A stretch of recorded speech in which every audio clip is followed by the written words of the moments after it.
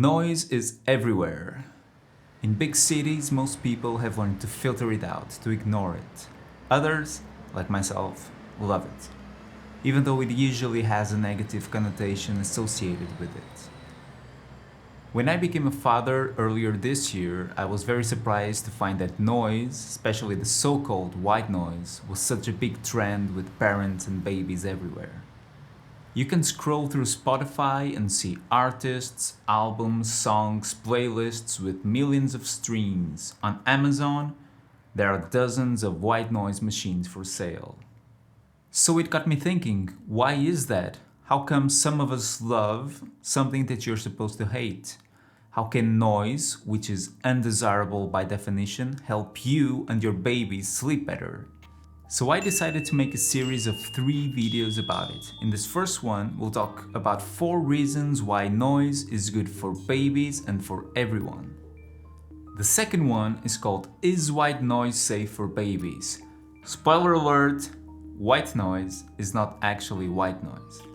And in the third one, we'll delve into psychoacoustics to talk about what noise can teach us about the way we hear.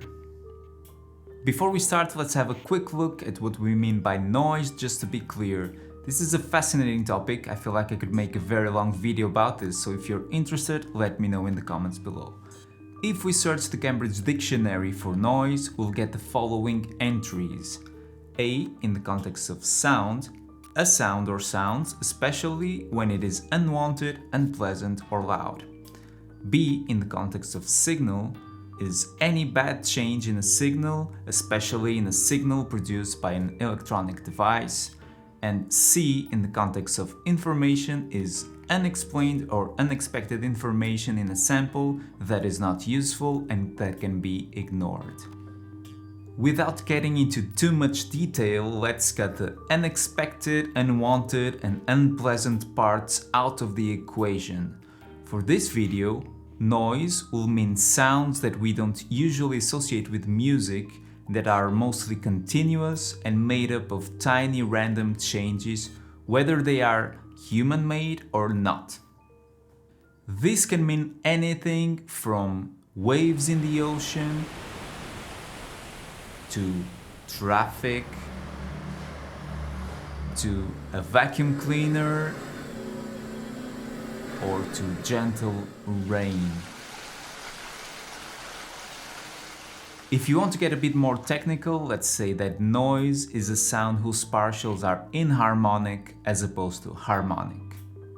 One quick note before we start, and sort of a disclaimer: if you want to play noises for your baby, keep them relatively quiet, obviously, otherwise it might damage their hearing. More on that in the next video. So let's start. Why is noise good for babies? Reason number 1. The womb is a noisy place.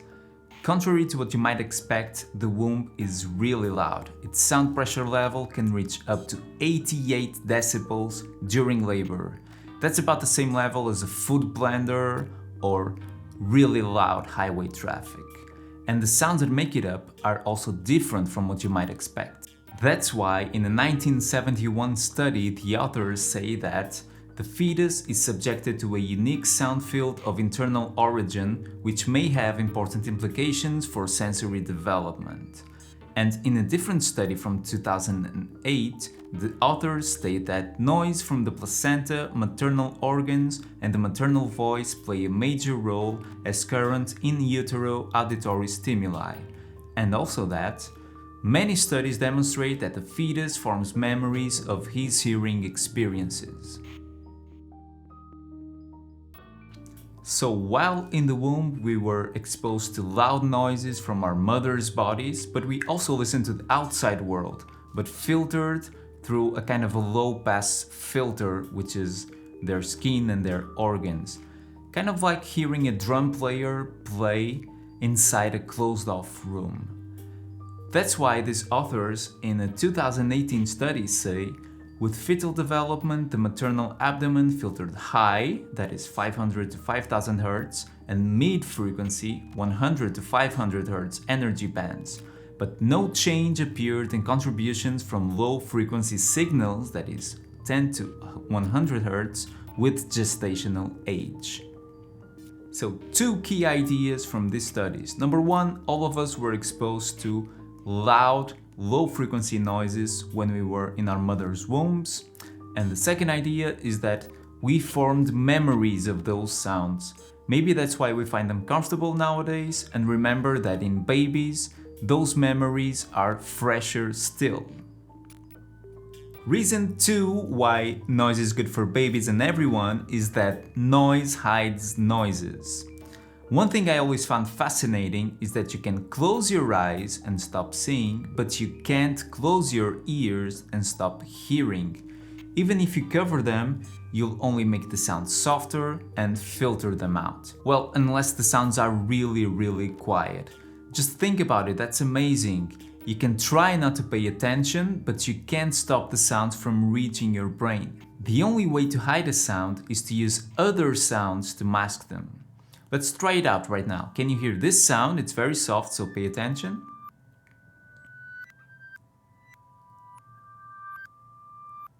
Okay, now let's see what happens when I add noise in. And it's gone. It's like when you look at a clear sky during the day, you can't see the stars. Not because they're not there, but the sunlight is much brighter, so it hides them. Now you see them, and now you don't. But they are there. And that's why when your baby is trying to sleep and not be distracted by random sounds from the environment, such as a dripping faucet, your neighbor's TV, or traffic outside, a continuous noise in the background is your friend. More on this in the next video. And reason number 3, some noises were important for our evolution. What's scarier? A forest with some animals and a gentle stream running in the background, or a totally silent forest?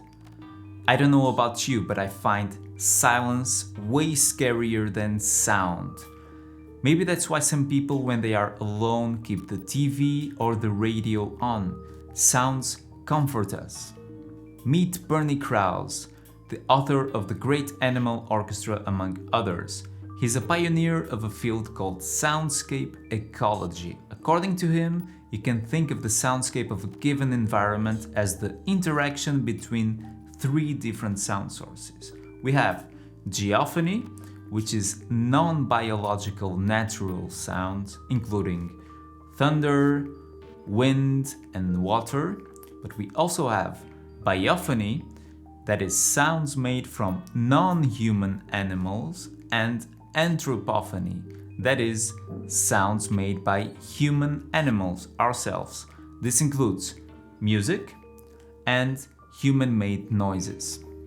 For all our existence, we've been trying to find the balance between ourselves, humans, and planet Earth. Sometimes it doesn't go so well, as we all know, and that's why Bernie Krause mentions the danger that human-made noise is to the natural environment. In The Great Animal Orchestra, he mentions that animals occupy different frequency ranges in the sound spectrum, and they relate to one another and their environment, just like instruments in an orchestra. We evolved in a context similar to this, and it has definitely shaped our brain. If you want to know more about this, I advise you to read Seth Horowitz's The Universal Sense: How Hearing Shapes the Mind. So there's a deep biological connection between ourselves and sounds from the natural world. That's why we and little babies find them comfortable. And it's also why a forest symbolizes safety to us. And finally, reason 4. Life is nothing but noise between 2 unfathomable silences. This is a quote by Isabel Allende from her book Paula about her daughter's death. The whole phrase goes like this: silence before being born, silence after death. Life is nothing but noise between 2 unfathomable silences. It's a very powerful thought, That also reminds me of another quote by John Cage: "Until I die, there will be sounds, and they will continue following my death. One need not fear about the future of music." So I guess this last reason is a more philosophical one, but noise is life. Sound is made up from the vibrations and the movement around us. Without movement, there is no sound. So to experience sound is to experience life, and to experience noise is also to experience life. It's also very mindful to be an active listener or a deep listener to the world. Why try to hide your baby, your children, or your students from noises? We usually associate children's music with some dumbed down or stripped down version of a pretty basic song, but the reality is they are more than capable of dealing with far more complex sounds. And that's the end of this video. I hope you liked it. I had lots of fun recording it and researching it as always. If you'd like to know more and to receive the notifications when the next ones come out, please subscribe and hit the bell button. Coming next week, is white noise safe for babies? Spoiler alert, no. But yeah, I'll see you soon. Bye.